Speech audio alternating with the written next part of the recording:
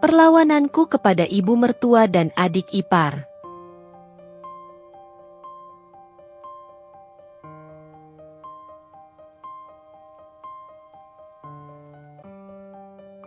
Gita, kamu sedang apa di kamar Mbak? Tanyaku dengan nada tegas. Ah, Mbak Zahra berisik banget sih. Aku lagi teleponan sama pacarku. Jawab Gita tanpa sedikit pun rasa bersalah. Aku menghela napas panjang, berusaha menahan emosiku. Tapi ini kamar Mbak dan Mas Reza. Gita, kamu nggak berhak masuk sembarangan tanpa izin. Sikapnya yang dingin dan tak peduli membuatku semakin geram. Banyak omong ya kamu.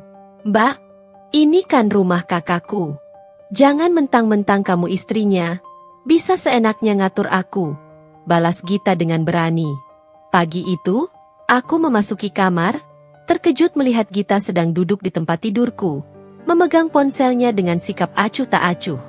Sejak Gita, adik Mas Reza, memutuskan untuk menginap di rumah kami, segala sesuatu mulai berubah. Bukan dalam arti yang baik, tetapi dalam kekacauan yang dia bawa bersamanya. Ibunya, Bu Ningsih, yang meminta Gita tinggal bersama kami selama kuliah karena kampusnya lebih dekat dari rumah kami, memaksa kami menerima kehadirannya. Awalnya, aku berpikir mungkin ini adalah kesempatan bagi kami untuk membantu Gita lebih fokus pada studinya dan menciptakan hubungan yang lebih dekat. Namun, semakin lama Gita tinggal, semakin sulit bagiku untuk menoleransi tingkah lakunya. Aku tidak menyangka adik iparku sendiri bisa bersikap seperti itu. Padahal, niatku hanyalah menegurnya dengan baik. Setiap kali aku keluar kamar, pemandangan rumah yang berantakan menyambutku, bekas makanan berserakan di ruang tamu, gelas minuman yang diletakkan sembarangan di meja, dan piring-piring kotor yang ditinggalkan begitu saja di kamar. Semua itu seolah menjadi rutinitas harian Gita, dan aku yang harus membereskannya, membuatku merasa seperti pembantu di rumahku sendiri. Kelelahan fisik dan emosiku semakin memuncak. Sore itu, setelah membereskan ruang tamu yang seperti kapal pecah, aku menghampiri Mas Reza yang sedang duduk santai di kamar. Mas, bisa nggak sekali-sekali kamu tegur Gita? Rumah jadi berantakan sekali. Ucapku, suaraku terdengar lembut namun penuh harap. Mas Reza hanya menatapku sebentar, lalu menghela napas. Ah, biarin aja, sayang. Nanti kalau ditegur, dia malah ngadu ke ibu. Kamu tahu kan, ibu pasti akan membelanya dan memarahiku. Hatiku semakin terluka mendengar jawabannya. Mas Reza, suamiku, yang biasanya perhatian, lebih memilih untuk diam. Dia seolah-olah tidak mau terlibat dalam konflik ini karena ketakutannya pada ibunya. Ini bukan pertama kalinya aku merasakan bahwa Mas Reza lebih mementingkan pendapat dan perasaan ibunya dibanding perasaanku sebagai istrinya. Mas, ini bukan soal aku atau Gita. Ini soal tanggung jawab. Kita ini suami istri, seharusnya saling mendukung. Lanjutku dengan nada memohon, berusaha agar Mas Reza memahami sudut pandangku. Namun Mas Reza hanya tersenyum kecil, seolah menganggap remehnya masalah yang sedang kami hadapi. Sudahlah, Zahra. Nggak usah terlalu dipikirin. Lagian Gita juga tidak selamanya tinggal di sini. Jawaban itu tidak membuatku merasa lebih baik. Setiap hari, kehadiran Gita seperti duri dalam rumah tangga kami. Bukannya membawa kedamaian, dia malah menambah beban dalam kehidupanku yang seharusnya nyaman setelah memutuskan berhenti dari karirku demi fokus pada keluarga. Tapi sayangnya, aku harus mengorbankan lebih dari itu, terutama rasa hormatku terhadap suami yang terlalu tunduk pada keluarganya. Aku hanya bisa berharap, suatu saat Mas Reza menyadari bahwa kebahagiaan rumah tangga kami seharusnya menjadi prioritas utama. Oh iya, perkenalkan, namaku Zahra. Sebelum aku menikah dengan Mas Reza, aku adalah seorang wanita karir yang sibuk dan ambisius. Aku bekerja keras sejak masa kuliah, dan itu semua membuahkan hasil. Setelah lulus cum laude dengan IPK sempurna, 4.0, banyak perusahaan besar yang menawarkan posisi bergengsi untukku. Bahkan, pada usia yang relatif muda, Aku berhasil menjadi salah satu direksi di sebuah perusahaan ternama. Pencapaian yang kuperoleh bukan semata-mata karena keberuntungan, tapi karena kerja keras, dedikasi, dan kemampuanku yang diakui sejak masa kuliah. Sejujurnya, aku menikmati kesibukan dan tantangan di dunia kerja.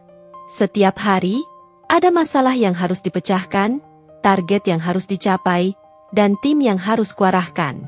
Rasanya begitu memuaskan ketika aku bisa menutup hari dengan pencapaian yang nyata. Tidak ada yang lebih membanggakan daripada melihat hasil dari kerja keras dan dedikasi bertahun-tahun. Aku tahu, aku bisa terus melangkah lebih jauh dan mencapai lebih banyak. Namun, semua itu berubah ketika aku bertemu dengan Mas Reza. Dia pria yang baik, penuh perhatian, dan kami jatuh cinta dengan cepat. Dalam waktu singkat, hubungan kami berlanjut ke jenjang pernikahan. Mas Reza selalu mendukung karierku. Setidaknya itulah yang aku pikirkan di awal. Namun, setelah menikah, dia mulai mengisyaratkan harapannya agar aku bisa fokus pada rumah tangga. Sekarang kita sudah menikah. Sayang, aku ingin kamu fokus di rumah saja biar cepat hamil, katanya suatu malam, seolah-olah pengunduran diri dari karierku adalah keputusan sederhana. Aku terdiam saat mendengar permintaan itu. Di satu sisi, aku mencintai Mas Reza dan ingin membangun keluarga bersamanya. Namun, di sisi lain, karierku adalah bagian dari diriku yang sudah kugeluti bertahun-tahun. Rasanya berat untuk melepaskan itu semua. Tapi aku berpikir, mungkin ini adalah fase baru dalam hidupku. Fase di mana aku akan menjadi istri dan, diharapkan, seorang ibu. Aku ingin membahagiakan Mas Reza, dan aku tahu dia sangat mendambakan kehadiran anak dalam keluarga kecil kami. Akhirnya, setelah banyak pertimbangan, aku memutuskan untuk resign dari pekerjaan yang selama ini menjadi sumber kebanggaanku. Aku meyakinkan diri bahwa ini adalah pengorbanan yang harus kulakukan demi keluarga yang ingin kubangun bersama Mas Reza. Aku ingin menunjukkan bahwa aku siap untuk perubahan ini, bahwa aku siap menjadi istri yang baik, dan di masa depan, menjadi seorang ibu yang bisa diandalkan. Setelah menikah, kehidupan kami berjalan sesuai rencana. Setidaknya itulah yang ingin kupikirkan. Mas Reza bekerja sebagai manajer di perusahaan yang sama tempatku dulu bekerja. Jabatan itu memang didapatkan berkat campur tanganku. Saat itu, aku merasa ini adalah cara terbaik untuk membantu suamiku membangun karirnya. Bahkan jika hal itu berarti membuka jalan baginya dengan sedikit pengaruh yang kumiliki di perusahaan. Namun, seiring berjalannya waktu, rasa bersalahku yang telah membuka pintu kerja untuk Mas Reza berubah menjadi sebuah kebanggaan. Mas Reza memang bukan orang yang malas. Dia selalu tekun dan bekerja keras setelah mendapatkan posisi itu. Dan perlahan, dia berhasil mendapatkan kepercayaan dari atasannya. Ketekunannya dalam menghadapi tantangan pekerjaannya membuatnya berkembang menjadi sosok yang bisa diandalkan di tempat kerja. Di luar rumah, dia terlihat seperti pria sukses. Seorang manajer yang dihormati oleh bawahannya. Banyak orang di kantor yang mulai memandangnya dengan kagum. Dan itu membuatku merasa sedikit lega bahwa campur tangan awalku tidak sia-sia. Namun, di balik kesuksesannya di tempat kerja, ada hal lain yang terus menggerogoti rasa hormatku padanya. Hubungan kami yang seharusnya semakin kuat setelah menikah justru mulai terasa rapuh. Setiap kali ada masalah, terutama yang menyangkut kehidupan rumah tangga atau hal-hal kecil yang menyentuh keluarganya, Mas Reza selalu mencari perlindungan di balik sosok ibunya. Entah itu tentang keuangan, kebersihan rumah, atau bahkan masalah kecil seperti selisih paham antara aku dan Gita, adiknya, dia selalu membawa masalah itu ke ibunya, seolah-olah dia tidak bisa mengambil keputusan sendiri. Aku merasa diabaikan. Seolah aku tidak dianggap sebagai pasangan yang setara, yang seharusnya bisa diajak berdiskusi untuk menyelesaikan masalah. Sejak awal pernikahan kami, aku berharap bisa menjadi tim yang kuat bersamanya, menghadapi segala tantangan dengan bersama-sama. Namun, nyatanya, Mas Reza lebih sering menganggap ibunya sebagai solusi atas segala permasalahan, bukan aku, istrinya. Aku mencintai Mas Reza, itu tidak bisa dipungkiri. Namun, Rasa cintaku padanya perlahan memudar. Aku butuh suami yang bisa memimpin rumah tangga, yang bisa berdiri sendiri dalam mengambil keputusan, bukan seseorang yang terus bergantung pada orang tuanya. Setiap kali dia curhat ke ibunya tentang masalah kecil di rumah kami, aku merasa tersisih. Rasanya seperti aku tidak pernah cukup penting dalam hidupnya, atau setidaknya, tidak penting dalam mengambil keputusan yang menyangkut pernikahan kami. Satu malam, setelah Mas Reza kembali dari mengunjungi ibunya, aku memberanikan diri untuk berbicara. Mas, kenapa setiap kali ada masalah kecil di rumah, kamu selalu cerita ke ibu?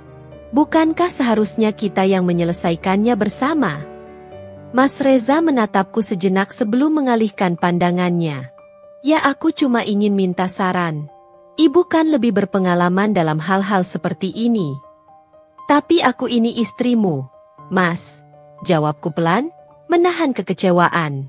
Bukankah seharusnya kita saling mendukung dan menyelesaikan masalah bersama? Bukan selalu melibatkan orang luar, bahkan meskipun itu ibumu. Mas Reza tidak membalas, dan keheningan malam itu begitu berat. Dalam diam, aku sadar bahwa masalah ini lebih dalam dari sekadar kebiasaan kecil. Ini tentang bagaimana dia melihat peran kami dalam pernikahan ini, dan bagaimana aku harus berjuang untuk mendapatkan posisi yang layak sebagai pasangannya.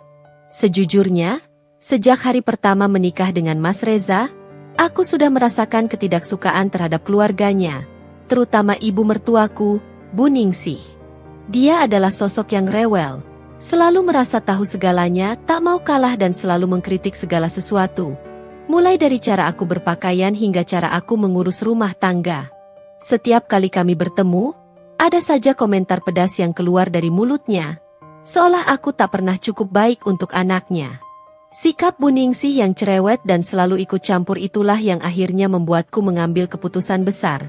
Aku membeli rumah sendiri. Aku tidak bisa terus-terusan tinggal bersama mereka di rumah lama Mas Reza, tempat di mana aku selalu merasa diawasi dan dikritik. Aku ingin merasa nyaman di rumahku sendiri, bersama suamiku, tanpa intervensi keluarga mertua yang terus membuatku merasa tertekan. Tapi aku tidak pernah mengungkapkan hal ini kepada mereka.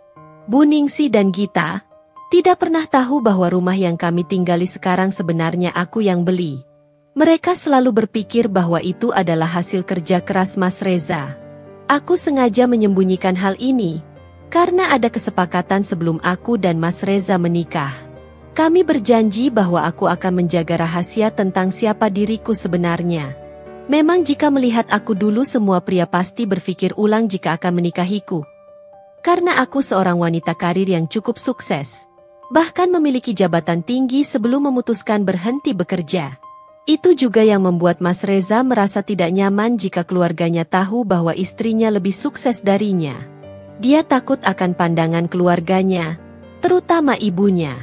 Jadi, demi menjaga perasaannya, aku sepakat untuk menyembunyikan hal itu, agar dia tidak merasa minder.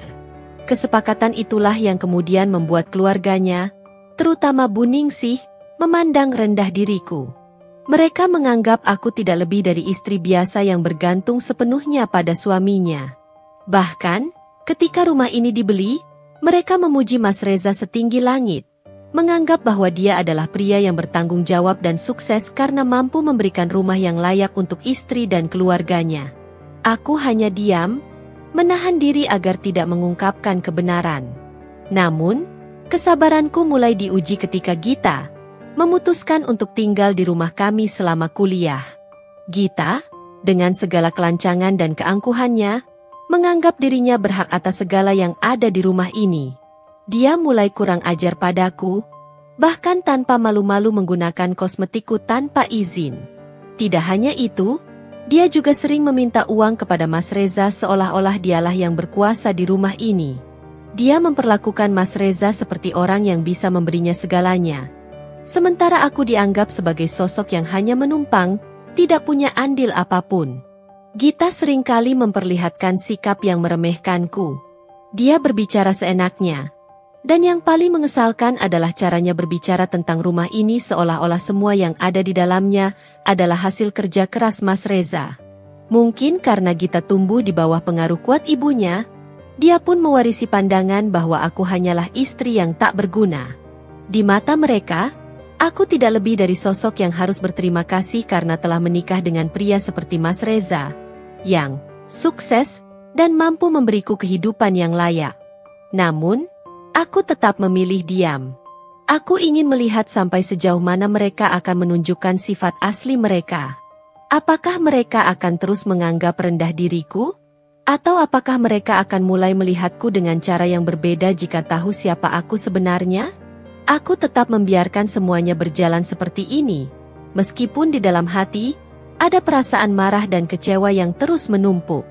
Di saat aku masih kecewa dengan adanya Gita di rumahku, aku kembali terkejut ketika suatu hari Bu Ningsih, ibu mertuaku, datang ke rumahku.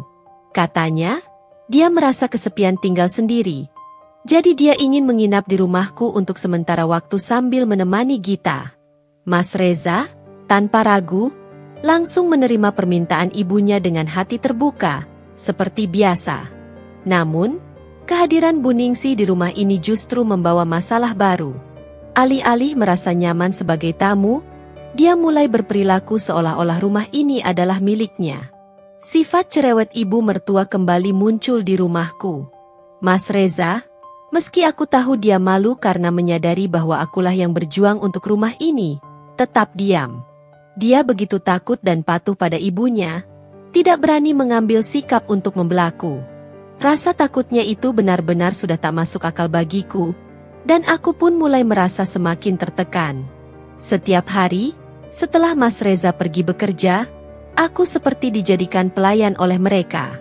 Bu Ningsih dan Gita tanpa ragu menyuruhku melakukan berbagai hal, membersihkan rumah, memasak, dan melakukan pekerjaan rumah lainnya, sementara mereka hanya duduk santai, menonton televisi atau sibuk dengan ponsel mereka.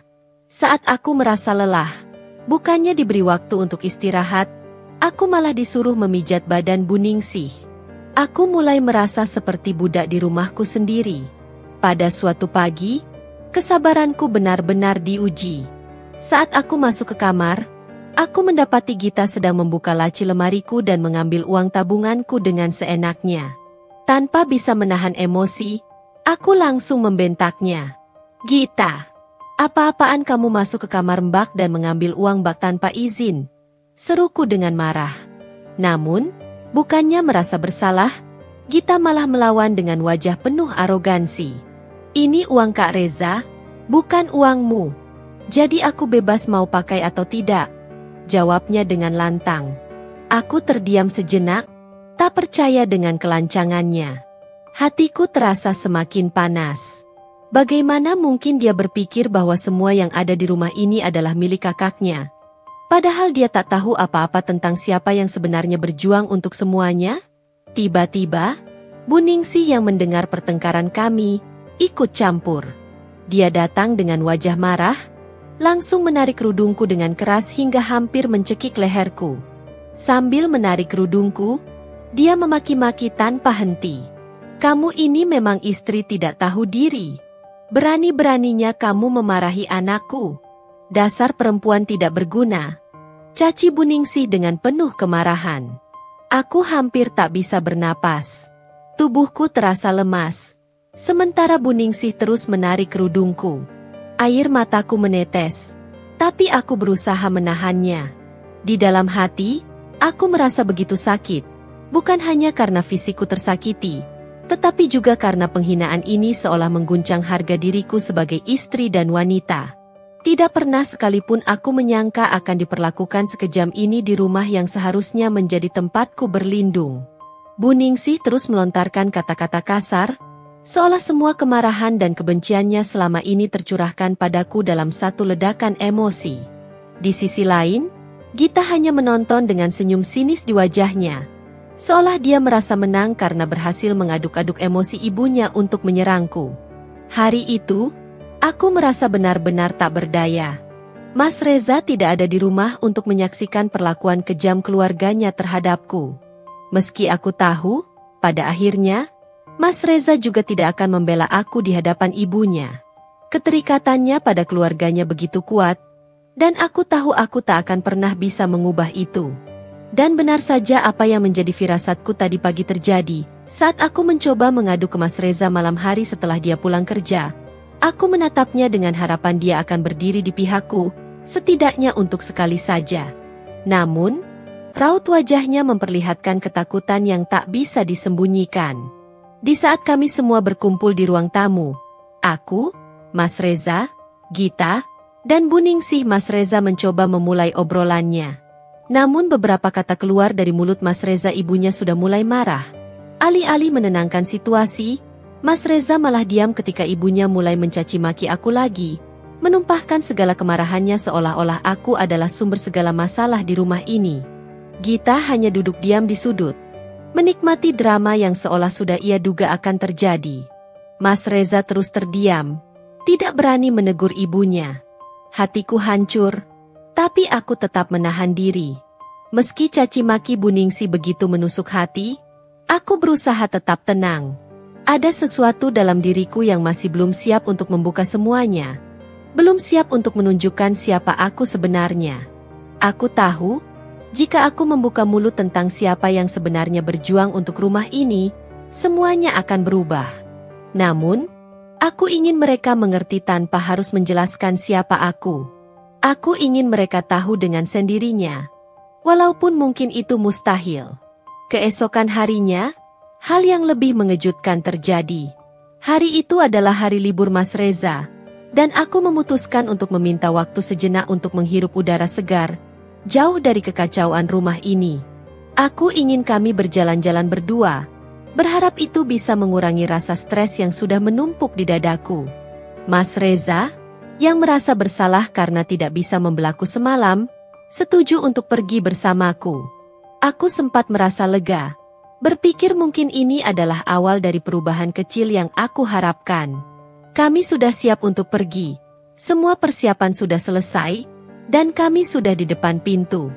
Namun, suara teriakan keras Bu Ningsih menghentikan langkah kami. Kalian mau kemana? Hari ini ada tamu yang akan datang. Kalian gak bisa pergi begitu saja. Serunya dengan nada perintah.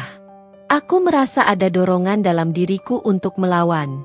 Ini adalah hari libur Mas Reza, dan kami butuh waktu untuk beristirahat. Aku sudah tidak bisa terus mengikuti permintaan ibu mertua yang seolah ingin mengendalikan setiap langkah hidup kami. Bu, kami sudah punya rencana. Kami mau jalan-jalan sebentar, tamu bisa ditunggu nanti. Jawabku, mencoba untuk tenang namun tegas. Namun, Bu Ningsih tak mau kalah. Dia menggertak Mas Reza dengan pandangan tajam, seolah menantang anaknya untuk melawan. Dan seperti yang sudah kuduga, Mas Reza langsung mengendur. Wajahnya memucat, dan dengan suara pelan, dia berkata kepadaku, "Sayang, kita tunggu tamunya saja dulu, ya? Ibu benar, gak enak kalau kita pergi sekarang." Aku hanya bisa menatapnya dengan penuh kecewa. Sekali lagi, rasa takutnya pada ibunya mengalahkan keinginannya untuk berdiri di sisiku. Rasa frustrasiku semakin membesar. Aku yang berharap hari itu bisa menjadi momen pelarian kecil dari segala tekanan, justru harus kembali mengalah, kembali menuruti perintah orang yang seharusnya tidak punya kuasa di rumah ini. Bu Ningsih tersenyum puas, dan Gita menatapku dengan pandangan penuh kemenangan. Aku merasa terkepung di rumahku sendiri, seolah-olah aku sebagai istri dan tuan rumah dirampas begitu saja. Rasanya, batas kesabaranku semakin tipis. Setelah hampir 15 menit aku menunggu, akhirnya tamu itu datang. Saat tamu itu turun dari mobilnya, aku terperanjat kaget, ternyata tamu itu Karin, mantan pacar Mas Reza sewaktu SMA. Waktu itu aku sudah mendengar tentang Karin dari Mas Reza sebelum kami menikah. Karena kami sepakat untuk menceritakan masa lalu masing-masing. Aku tahu persis siapa Karin, dan melihatnya muncul di rumahku hari itu membuat hatiku berdebar aneh. Ibu mertua langsung menyuruhku ke dapur untuk membuat minuman. Sementara dia mengajak Mas Reza untuk duduk dan mengobrol dengan Karin. Dari balik pintu dapur, aku bisa melihat bagaimana Karin berusaha keras membuka percakapan dengan Mas Reza. Wajahnya penuh rayuan, seolah-olah dia masih ingin menghidupkan kembali kenangan lama mereka. Namun, Aku juga bisa melihat sikap Mas Reza yang tampak sedikit kikuk dan canggung. Dia tak sepenuhnya menanggapi Karin. Mungkin karena merasa tidak enak hati denganku. Selama ini, Mas Reza memang sudah beberapa kali mencoba untuk menegur ibunya agar tidak terlalu keras terhadapku. Dia tahu betul bagaimana aku diperlakukan di rumah ini. Tapi, setiap kali dia melakukannya, ibunya selalu membalas dengan kemarahan. Reza, kamu terlalu lemah. Kamu suami, harus tegas. Jangan biarkan istrimu melawan. Bentaknya, membuat Mas Reza terdiam, tak mampu melawan kata-kata ibunya. Aku berdiri di dapur, mencampur minuman sambil mendengarkan percakapan mereka di ruang tamu. Hatiku gelisah, penuh dengan rasa was-was. Tiba-tiba, suara ibu mertua menggelegar. Zahra, minumannya mana? Cepat keluarkan. Aku yang masih tenggelam dalam pikiranku terkejut, hampir menjatuhkan gelas di tangan. Saat itulah, untuk pertama kalinya, aku tak bisa menahan perasaanku. Bu, kenapa ibu tega membawa Karin ke sini? Tanyaku dengan suara yang mencoba tetap tenang, meski hatiku terasa hancur. Namun, jawaban ibu mertua membuat luka di hatiku semakin dalam. Ini rumah Reza, Zahra. Jadi, aku bebas melakukan apapun yang aku mau. Kalau aku ingin Karin di sini, dia juga berhak datang. Jawabnya dengan nada dingin dan penuh kemenangan. Kata-katanya menyiratkan bahwa aku tak punya kuasa di rumah yang, ironisnya, adalah hasil keringatku sendiri. Aku hanya bisa terdiam. Sekali lagi, aku memilih untuk menahan amarahku, mengikuti permainan yang ibunya ciptakan. Tapi di dalam hatiku, aku tahu ada yang tidak beres dengan kedatangan Karin hari itu. Rasa cemburu dan kegelisahan mulai merayap. Tapi aku mencoba menenangkan diri dan menghidangkan minuman untuk mereka. Dugaanku ternyata benar. Setelah mendengar percakapan lebih lanjut di antara mereka, niat tersembunyi dari kedatangan Karin mulai terungkap. Ibu mertua secara tersirat menyatakan keinginannya agar Karin menjadi istri kedua Mas Reza. Hatiku seakan jatuh ke dasar jurang yang dalam. Aku tak pernah menyangka hal seperti ini akan terjadi, terlebih di rumahku sendiri. Hari itu, aku memilih untuk tidak melawan. Bukan karena aku lemah, tapi karena aku tahu pertarungan ini lebih besar dari yang terlihat. Aku harus bermain cerdas. Hati kecilku hancur, tapi aku menyembunyikan rasa sakit itu dalam-dalam. Ada sesuatu yang lebih penting daripada hanya sekadar menunjukkan emosiku saat ini. Aku harus menunggu momen yang tepat. Malam itu, saat Mas Reza akhirnya memberanikan diri berbicara kepadaku, kata-katanya terasa seperti pukulan yang menghantam hatiku. Zahra, sebelumnya aku minta maaf. Ibu meminta aku menikah lagi. Katanya, ini demi kebaikan keluarga. Dia bilang karena kita belum punya anak. Mungkin karena kamu mandul, ucapnya dengan nada lemah. Aku terdiam sejenak, mencoba mencerna apa yang baru saja kudengar. Kata-kata, mandul, itu seakan menghancurkan seluruh harga diriku. Aku tak percaya ini keluar dari mulut Mas Reza, orang yang seharusnya mendampingiku, bukan menikam dari belakang. Mas, aku tidak izinkan kamu menikah lagi, kataku tegas, menatap langsung ke matanya. Apakah kamu sudah lupa apa yang telah kita lalui bersama? Mas Reza hanya diam, kemudian aku menyuruhnya untuk dia menemui ibunya dan mengatakan penolakanku. Namun, seperti yang sudah kuduga, saat Mas Reza menyampaikan penolakanku kepada ibunya, Bu Ningsih langsung marah besar. Tak lama setelah itu, dia datang menemui dan menghujaniku dengan sumpah serapah. Zahra, kamu memang perempuan tak berguna. Rumah ini lebih baik tanpa kamu. Reza butuh istri yang bisa memberinya anak, bukan kamu yang mandul. Teriaknya tanpa rasa iba sedikit pun. Aku menatap wajah Bu Ningsih, perempuan yang sejak awal pernikahanku sudah memperlakukanku seperti musuh. Mandul? Pikirku. Kata itu terus bergema di kepalaku, membakar setiap sudut hatiku. Tapi yang paling menyakitkan adalah melihat Mas Reza berdiri di sana, membiarkan ibunya menghinaku tanpa melakukan apapun. Matanya hanya menunduk, Seolah-olah dia tak berani menentang ibunya sedikit pun. Bahkan saat ibunya mengusirku, Mas Reza juga masih diam.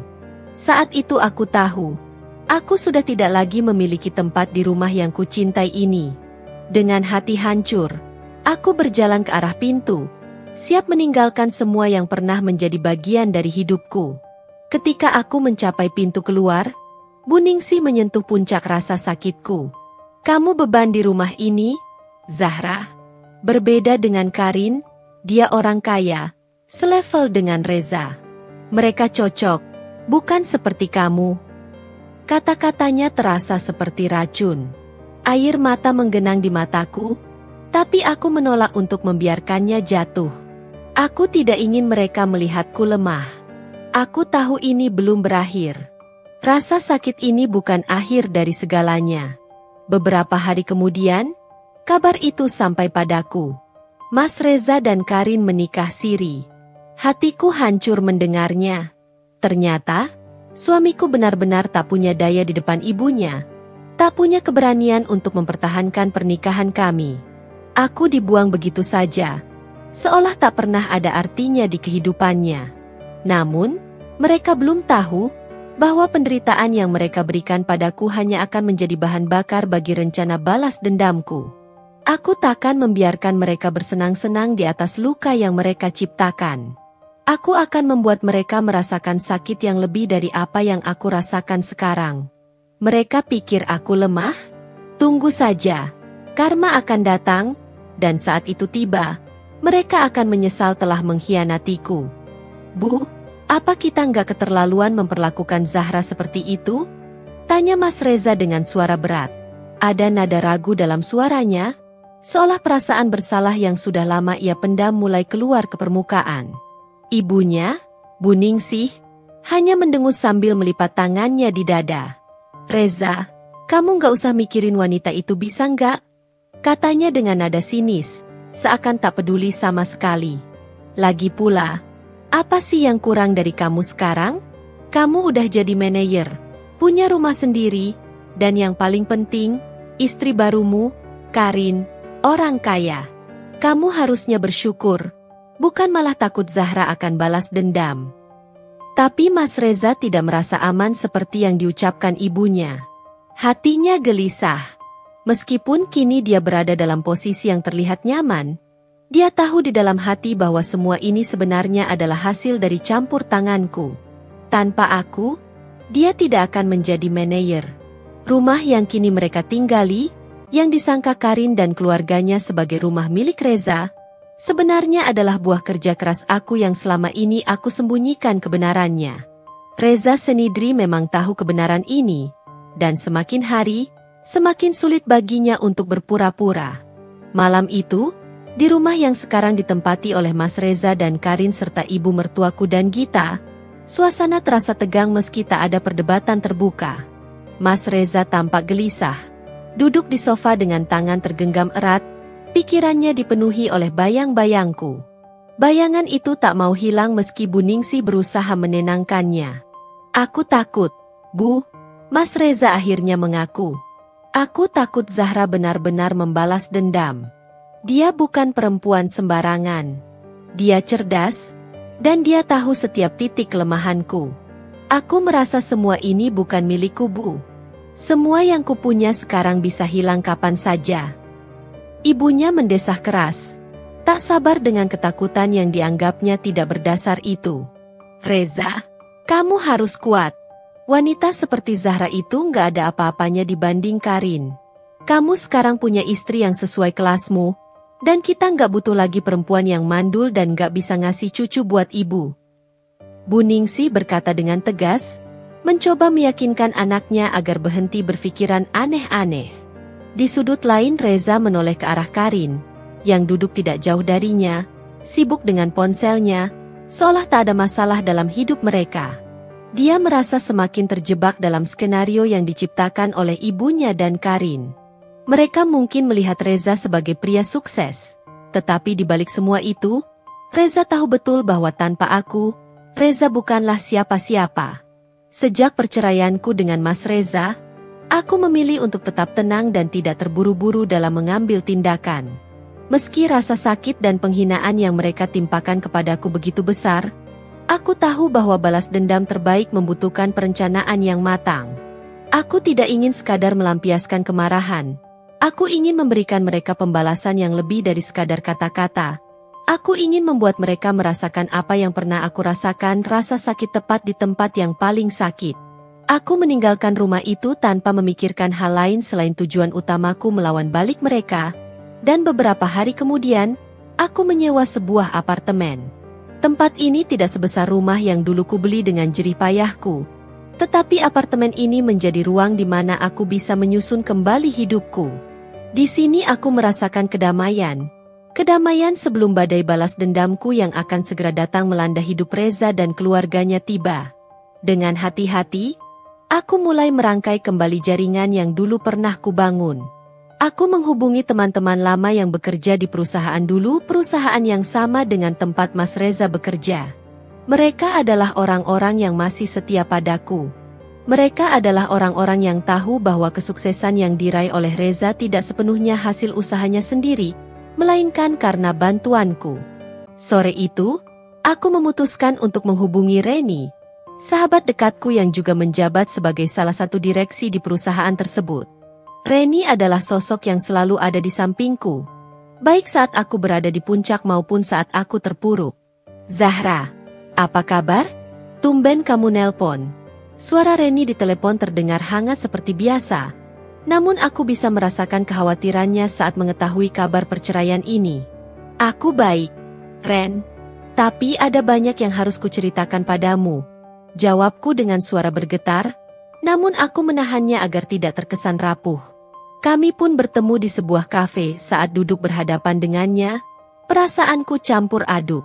Aku tahu bahwa ini adalah bagian dari rencanaku, namun menceritakan semuanya tetap terasa menyakitkan. Aku mulai menceritakan apa yang terjadi, dari perlakuan kasar Ibu Ningsih, sikap pengecut Reza yang tak bisa lepas dari pengaruh ibunya, hingga bagaimana mereka mengusirku begitu saja. Saat sampai pada bagian tentang pernikahan Reza dengan Karin, aku bisa melihat ekspresi marah Reni berubah semakin tajam. "Zahra, ini sudah keterlaluan." Reni menepuk meja, suaranya meninggi. "Aku tidak akan membiarkan ini begitu saja. Reza harus dipecat dari perusahaan. Aku bisa langsung mengusulkan itu ke dewan direksi besok." Aku menatap Reni dan merasakan dorongan kuat untuk mengatakan iya. Tapi tidak, ini belum waktunya. Jika Reza dipecat sekarang, itu terlalu mudah. Mereka tidak akan merasakan penderitaan yang sama seperti yang aku rasakan. Tidak, aku ingin lebih dari itu. "Jangan dulu, Ren," kataku dengan senyum kecil yang tersembunyi. "Aku punya cara yang lebih elegan. Biarkan mereka merasa senang dulu, merasa bahwa mereka menang. Nanti, saat waktunya tiba, mereka akan terjebak dalam lubang yang aku buat." Reni memandangku penuh perhatian. "Apa rencanamu, Zahra?" Aku menarik napas dalam. Aku ingin menghancurkan mereka secara perlahan. Reza mungkin terlihat seperti pria yang kuat dan sukses, tapi kau tahu betul bahwa semua kesuksesannya itu tidak lepas dari pengaruhku. Tanpa bantuanku, dia bukan apa-apa. Kita mulai dari sana." Reni mengangguk, menyadari bahwa rencana ini jauh lebih besar dari sekadar pemecatan. "Baiklah, aku mengerti. Aku akan berada di belakangmu, Zahra. Kita akan melakukannya dengan hati-hati." Di sisi lain kehidupan keluarga Mas Reza mulai terjadi banyak masalah. Gita, adik perempuan Mas Reza yang dulu begitu dibangga-banggakan oleh ibunya, kini menjadi sumber aib terbesar bagi keluarganya. Gadis yang selama aku tinggal di rumah itu hanya tahu bermalas-malasan, sibuk dengan urusan pacar, dan jarang sekali memikirkan masa depannya, kini harus menanggung akibat dari perilakunya. Kehamilan di luar nikah yang ditutupinya akhirnya terbongkar. Hubungan yang terlalu jauh dengan pacarnya itu berujung pada kehancuran tidak hanya bagi dirinya, tetapi juga bagi nama baik keluarganya. Yang lebih memalukan lagi, video saat hubungan intim Gita dengan pacarnya tersebar luas di media sosial, menjadi bahan gunjingan dan olokan orang-orang. Kampus tempat dia berkuliah segera mengambil tindakan tegas, mengeluarkan Gita dengan tidak hormat karena kasus itu telah mencemarkan nama baik institusi kampusnya. Berita ini menyebar cepat, membawa rasa malu dan kehancuran yang tak bisa disembunyikan lagi oleh keluarga mereka. Ibu Ningsih yang dulu selalu memuji-muji Gita di hadapanku, membandingkannya denganku, kini terpuruk oleh aib yang diciptakan oleh putrinya sendiri. Kebanggaannya terhadap Gita seketika sirna, digantikan oleh rasa malu yang mendalam. Sementara itu, Mas Reza juga tidak bisa lepas dari masalah ini. Dia berusaha menjaga citra dirinya, tapi reputasinya mulai goyah karena kasus yang melibatkan keluarganya itu. Gita sendiri merasa tak kuat menghadapi hujatan dari dunia luar. Setiap hari ia dikucilkan, baik di kehidupan nyata maupun di media sosial. Hinaan dan hujatan datang bertubi-tubi, membuat mentalnya semakin hancur. Gita tak hanya kehilangan kebanggaannya, tetapi juga akal sehatnya. Di rumah, Gita mengurung diri, menolak makan dan tak mau berbicara dengan siapapun. Kondisi mentalnya semakin memburuk. Ibu Ningsih dan Mas Reza berkali-kali mencoba mendekatinya, tapi bukannya mendapatkan simpati atau pengertian, mereka justru diserang balik oleh Gita dengan lemparan barang-barang di kamarnya. Gita, yang kini berada di ambang kegilaan, sering mengamuk tanpa alasan, berteriak histeris, dan terkadang bahkan melakukan kekerasan fisik pada dirinya sendiri. Tak ada pilihan lain bagi mereka. Akhirnya, Ibu Ningsih dan Mas Reza terpaksa membawa Gita ke rumah sakit jiwa untuk mendapatkan perawatan. Keputusan ini adalah pukulan telak bagi keluarga mereka, menandai betapa dalamnya kehancuran yang telah mereka alami. Dengan berat hati, mereka membawa Gita ke rumah sakit jiwa. Dalam perjalanan, Gita meronta dan menangis, membuat Ibu Ningsih merasa hancur. "Maafkan kami, Gita. Kami tidak ingin ini terjadi seperti ini," ucapnya penuh haru. Di rumah sakit, saat Gita diantar masuk, ia berbalik dan berteriak, "Lepas aku, lepaskan aku dari sini. Kalian tidak punya hak untuk mengurungku. Aku tidak mau di sini." Dengan hati yang penuh kesedihan, Mas Reza dan Ibu Ningsih meninggalkan rumah sakit, menyadari betapa dalamnya kehancuran yang telah mereka alami. Gita yang dulu menjadi kebanggaan mereka kini terjebak dalam kegelapan yang diciptakannya sendiri. Dan disinilah aku, menyaksikan dari kejauhan bagaimana hidup mereka runtuh satu persatu. Tanpa perlu aku bergerak sedikit pun, karma sepertinya telah bekerja dengan sendirinya. Keluarga yang dulu menindasku, kini harus menghadapi penderitaan mereka sendiri. Aku merasa puas menyaksikan kehancuran yang menimpa Gita tanpa perlu aku melakukan apapun. Karma benar-benar bekerja dengan sendirinya. Namun, rencana balas dendamku terhadap Mas Reza dan keluarganya masih belum selesai. Setelah semua penghinaan yang mereka lakukan, aku tidak akan berhenti sampai Mas Reza benar-benar menyesal telah menceraikanku dan mengusirku. Aku tahu, ini baru permulaan dari kehancuran yang lebih besar. Dengan bantuan Reni, yang sudah berada di posisi strategis di perusahaan lamaku, aku berhasil ditarik kembali sebagai direksi di perusahaan yang sama dengan Mas Reza bekerja. Kini, dengan posisiku yang lebih tinggi, Mas Reza secara otomatis menjadi bawahanku. Hal itu adalah pukulan pertama bagi dirinya. Ketika pertama kali dia melihatku kembali di kantor, wajahnya pucat, dan dia tak bisa berkata apa-apa. Ketegangan terlihat jelas di matanya. Di saat itu, aku merasa puas. Ini adalah awal dari semua yang akan ia rasakan. Mas Reza yang selama ini bersikap dingin dan sombong di depan keluarganya, kini hanya bisa terdiam saat berhadapan denganku. Ketakutannya sangat nyata. Mas Reza, yang tertekan dengan situasi di kantor, akhirnya melakukan apa yang selalu dia lakukan, bercerita kepada ibunya saat berada di rumahnya. Namun, Ibu Ningsih yang keras kepala dan penuh gengsi tidak menerima situasi ini dengan baik. Alih-alih memberikan nasihat yang bijak, dia malah menyuruh Mas Reza untuk segera keluar dari perusahaan yang aku pimpin. Menurutnya, Mas Reza tidak perlu tunduk kepada mantan istri yang dianggap rendah oleh keluarganya. Seperti biasanya, Mas Reza mengikuti perintah ibunya tanpa berpikir panjang. Tanpa ragu, Dia langsung mengajukan pengunduran diri. Aku dan Reni hanya bisa tertawa melihat betapa mudahnya Mas Reza dikendalikan oleh ibunya. Seolah-olah dia masih bayi yang belum bisa mengambil keputusan sendiri. Bahkan dalam hal yang sepenting karirnya, dia tetap tunduk pada kehendak sang ibu. Namun, keputusan itu adalah kesalahan fatal bagi Mas Reza. Setelah keluar dari perusahaanku, dia mendapati bahwa tidak ada satupun perusahaan yang mau menerimanya.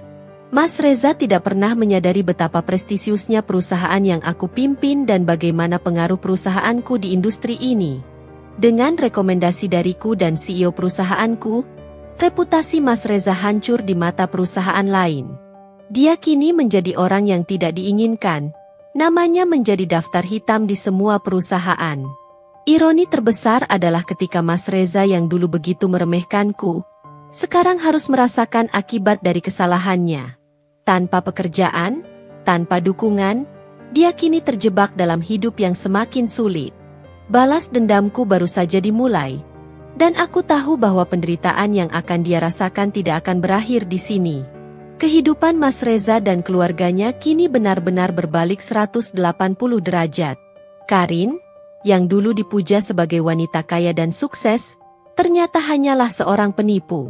Mobil mewah yang pernah ia pamerkan hanyalah mobil sewaan, dan rumah serta keluarganya yang ia banggakan hanyalah kebohongan. Ketika kebohongannya terungkap, Bu Ningsih sangat marah. Namun, bukannya merasa bersalah, Karin yang sudah terbiasa hidup dengan bebas malah melawan. Apa-apaan ini, Karin? Jadi semua yang kamu omongin itu bohong? Bentak Bu Ningsih dengan wajah merah padam. Memangnya kenapa? Bu, urusan saya, bukan urusan ibu. Jawab Karin dingin sambil mengemasi barang-barangnya. Kurang ajar. Kamu pikir kamu bisa mempermainkan kami begitu saja? Keluar kamu dari rumahku sekarang, teriak Bu Ningsih. Karin hanya tertawa kecil, menatap Bu Ningsih dengan tatapan meremehkan. Oke, saya keluar sekarang. Lagian mau keluar sekarang pun, saya bisa. Toh, ini bukan rumah saya. Karin melangkah pergi tanpa menoleh lagi, meninggalkan Bu Ningsih dan Mas Reza yang terdiam, tak mampu berkata apa-apa. Karma terus mengejar keluarga Mas Reza. Suatu pagi, beberapa pengacara dan polisi yang aku minta bantuan mendatangi rumah Mas Reza. Dengan sikap tegas namun sopan, mereka meminta Mas Reza dan ibunya segera meninggalkan rumah tersebut. Maaf, Pak Reza. Berdasarkan dokumen yang ada, rumah ini bukan milik Anda. Kami meminta Anda segera meninggalkan tempat ini, kata salah satu pengacara dengan nada formal. Mas Reza langsung terpancing emosinya. Apa maksud kalian? Ini rumah saya. Saya sudah tinggal di sini bertahun-tahun. Serunya dengan nada tinggi. Kalau begitu, tolong tunjukkan sertifikat kepemilikannya, kata pengacaraku, Pak Arif, dengan tenang. Mas Reza tampak kebingungan. Sertifikat? Saya tidak tahu di mana sertifikatnya sekarang. Pada saat itulah, Pak Arif mengeluarkan dokumen dari tasnya dan menunjukkan sertifikat asli rumah yang terdaftar atas namaku. Wajah Mas Reza memucat, dan Bu Ningsih yang berdiri di sampingnya mulai menangis. Tolong beri kami waktu beberapa hari lagi. Bu Ningsih memohon sambil menggenggam tangan Mas Reza. Suaranya bergetar penuh kecemasan. Kami tidak punya tempat tinggal lain. Rumah kami yang dulu sudah dijual untuk biaya hidup dan pengobatan anak saya. Pak Arif menatap mereka dengan penuh simpati, tapi tugas adalah tugas. Saya harus menghubungi Ibu Zahra dulu. Keputusan ada di tangan beliau. Telepon berdering di apartemenku. Pak Arif mengabarkan permintaan mereka. Aku mendengarkan semuanya dengan hati-hati, tapi hatiku sudah dingin. Bu Zahra, mereka memohon diberi waktu beberapa hari lagi. Bagaimana, Bu? Tanya Pak Arif melalui telepon. Aku terdiam sejenak, lalu menjawab dengan tegas. Tidak, Pak Arif. Mereka harus keluar hari ini juga. Aku sudah menunggu terlalu lama untuk ini. Terdengar suara protes dari seberang, suara Mas Reza terdengar putus asa. Zahra, Tolong maafkan aku. Beri kami waktu. Aku janji akan memperbaiki semuanya. Suaranya bergetar, terdengar seperti orang yang tak punya harapan lagi. Aku tersenyum dingin, mendengar permohonan itu. Teleponku tutup, tak lagi ingin mendengarkan permohonannya. Aku tahu ini mungkin terdengar kejam. Tetapi mereka harus tahu bahwa semua perbuatannya tak akan pernah luput dari balasan. Tak lama kemudian, polisi membantu mereka keluar dari rumah. Bu Ningsih menangis histeris sambil memeluk koper-koper yang mereka bawa. Sementara Mas Reza hanya bisa menunduk, matanya kosong, penuh dengan rasa malu. Setelah Mas Reza dan Bu Ningsih dari rumah itu, aku memutuskan untuk pindah dari apartemen ke rumahku yang kini sudah kembali menjadi milikku lagi. Aku menelepon Reni, sahabatku sekaligus rekanku di perusahaan, yang sudah banyak membantuku. Reni, terima kasih banyak. Aku sudah siap pindah hari ini, kataku lewat telepon sambil tersenyum. Reni tertawa kecil di ujung sana. Akhirnya, Zahra, kamu layak mendapatkan ini. Oh ya Ren, kalau kamu sempat nanti mampir ke apartemenku ya bantu-bantu aku pindahan, kataku. Iya Zahra, bentar lagi aku datang ke rumahmu, tutup Reni. Aku merasa kemenanganku ini memang tak lepas dari usaha Reni yang selalu membantuku. Bagiku Reni adalah rekan kerja sekaligus keluarga yang sebenarnya bukan seperti Mas Reza dan ibunya. Hari-hari yang kulewati setelah berhasil merebut kembali rumahku terasa seperti mimpi. Aku duduk di ruang tamu, menatap setiap sudut ruangan membayangkan rumah yang dulu terasa seperti penjara, kini terasa seperti istana pribadiku. Aku tidak bisa menahan rasa puas yang memenuhi hatiku, sebuah perasaan yang tidak pernah kubayangkan akan kurasakan. Namun, kepuasan itu bukan hanya soal material, melainkan karena mereka akhirnya merasakan apa yang pernah mereka lakukan padaku. Aku bukan orang kejam. Setidaknya aku selalu meyakinkan diriku seperti itu.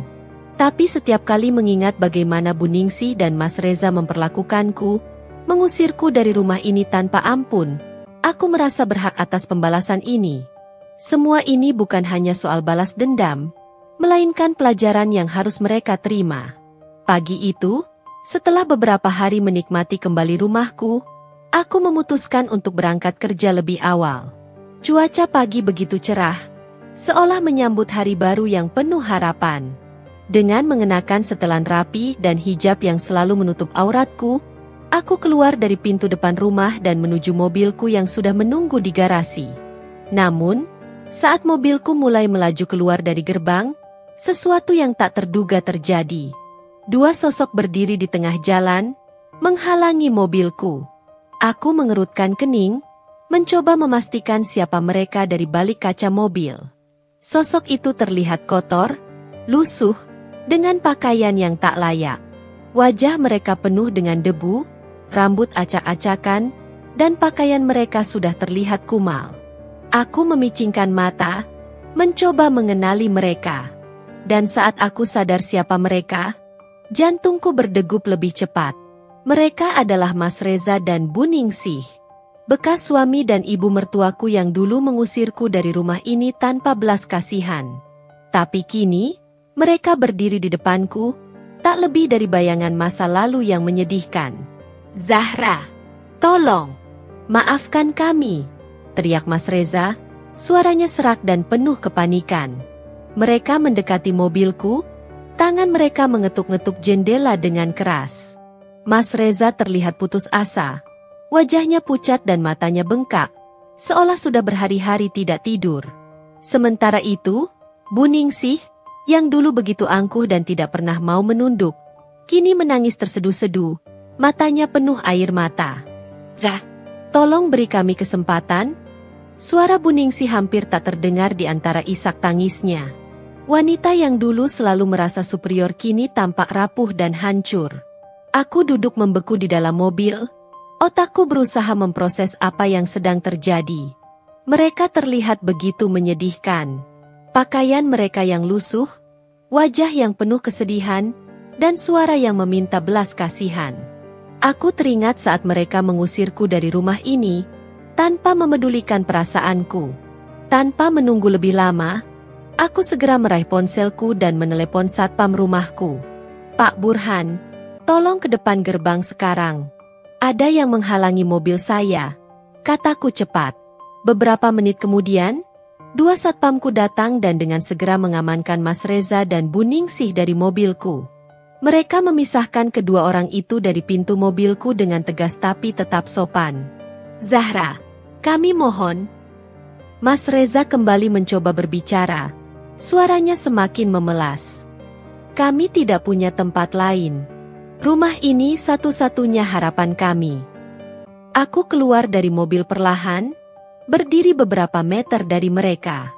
Tanganku terlipat di dada, mencoba menahan perasaan yang bercampur aduk.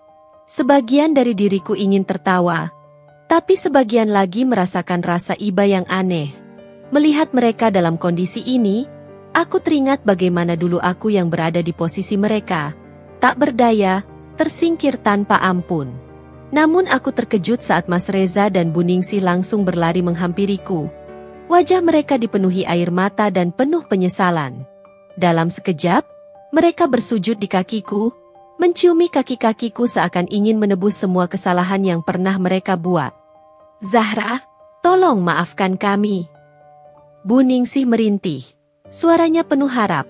Sementara Mas Reza tampak putus asa, wajahnya dipenuhi debu dan kotoran. Kami salah. Kami tidak seharusnya memperlakukanmu seperti itu. Kembalilah kepada kami. Namun, mendengar permohonan mereka, aku merasa hatiku kembali bergetar, mengingat semua kenangan pahit yang membuatku tersakiti. Rasa sakit yang dulu terpendam muncul kembali, mengingat betapa Gita, adiknya, selalu melawanku di sekolah, betapa Bu Ningsih sering mencaci maki diriku, dan betapa Mas Reza yang terlalu bodoh mengikuti semua perkataan ibunya. Semua itu membangkitkan emosiku yang terpendam. Aku tidak percaya ada orang sekejam kalian yang kini ingin kembali padaku tanpa rasa malu, kataku dengan nada dingin. Kalian datang ke sini seolah-olah semua itu bisa terhapus dengan permohonan maaf ini. Hatiku sudah terlalu sakit untuk menerima kalian lagi. Dengan perasaan yang mengombang-ambing, aku merogoh saku dan mengeluarkan uang 1 juta rupiah. Ini untuk kalian. Tolong, jangan ganggu aku lagi, ujarku dengan sinis, mengulurkan uang itu ke arah mereka. Mas Reza dan Bu Ningsih terkejut. Wajah mereka beralih antara bingung dan marah. Zahra, kami butuh lebih dari itu. Mas Reza hampir berteriak, tetapi suara dan tangisannya hanya membuatku semakin tidak peduli. Reza, aku tidak mau lagi punya suami yang kaya bayi sepertimu yang selalu berada di bawah ketiak ibumu. Lanjutku, suara ini semakin meninggi. Dan kamu Ningsih, jadilah mertua yang lebih bijaksana lagi.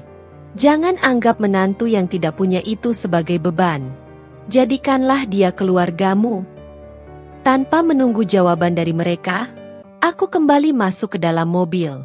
Satpamku segera menyingkirkan mereka dari jalan, dan aku bisa mendengar suara Bu Ningsih yang terus menangis, memohon di latar belakang. Mas Reza hanya diam, seperti sudah kehilangan harapan. Melihat mereka masih bersimpuh di jalan, rasanya seperti melepaskan beban besar dari pundakku. Saat mobil mulai melaju meninggalkan mereka berdua, aku bisa melihat Mas Reza dan Bu Ningsih masih tergeletak di trotoar. Wajah mereka penuh penyesalan dan kesedihan. Di satu sisi, mungkin bagi orang lain, tindakan ini sangat kejam. Namun, aku tahu bahwa perlakuan mereka dulu jauh lebih kejam dari yang aku lakukan sekarang. Kepuasan itu bukan hanya karena aku telah berhasil menegakkan harga diriku, tetapi juga karena aku ingin menunjukkan kepada mereka bahwa aku bisa sukses tanpa mereka. Aku telah membuktikan bahwa aku bisa berjuang sendiri dan meraih apa yang selama ini mereka anggap tidak mungkin untukku. Aku melaju semakin jauh, meninggalkan mereka dalam ingatan yang menyakitkan. Dalam perjalanan, hatiku berdebar-debar. Meski ada rasa puas, ada pula rasa kosong yang menggelayut di dalam dada. Apakah benar ini yang aku inginkan? Menghancurkan orang-orang yang pernah menjadi bagian dari hidupku? Mungkin, inilah jalan yang harus kutempuh untuk bisa melanjutkan hidupku. Dan dalam perjalanan pulang, aku berjanji pada diriku sendiri, Aku tidak akan membiarkan masa lalu mendikte masa depanku. Aku adalah Zahra yang baru. Seseorang yang kuat dan tidak akan lagi menjadi korban dari siapapun, termasuk mereka. Mobilku melaju perlahan meninggalkan mereka di pinggir jalan. Hanya membawa koper kecil dan beban penyesalan yang menghancurkan. Saat mobil semakin jauh, aku menoleh ke belakang, melihat mereka berdua duduk di trotoar, lemah dan tak berdaya. Aku mendesah panjang. Meski hati ini tak sepenuhnya bahagia, aku tahu bahwa ini adalah jalan yang harus kuambil. Mereka perlu merasakan apa yang dulu pernah mereka lakukan padaku, dan sekarang mereka sudah merasakannya.